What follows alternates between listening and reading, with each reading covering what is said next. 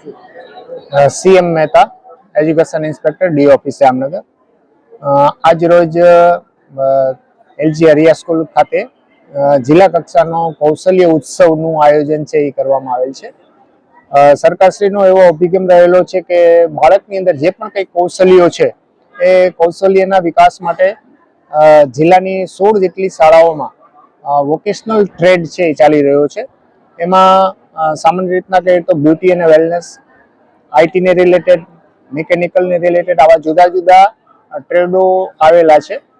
આ વોકેશનલ ટ્રેડની અંદર વિદ્યાર્થીનો ઉત્સાહ જળવાઈ રહે અને બાળકની અંદર જે પણ કંઈ કૌશલ્યો છે એ કૌશલ્યમાં પ્રાવીણ્ય મેળવે એટલા માટે જિલ્લા કક્ષાના આ કૌશલ્ય ઉત્સવનું આયોજન કરવામાં આવેલ છે, જેમાં જામનગર જિલ્લાની 16 શાળાઓની કુલ 22 જેટલી કૃતિઓ છે એ પ્રદર્શિત થઈ રહી છે।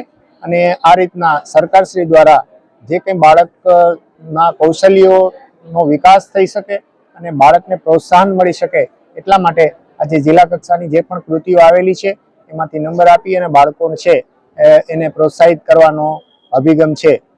એના ભાગરૂપે આજે એલજી અરિયા સ્કૂલ ખાતે આ કાર્યક્રમનું આયોજન છે એ કરવામાં આવેલ છે।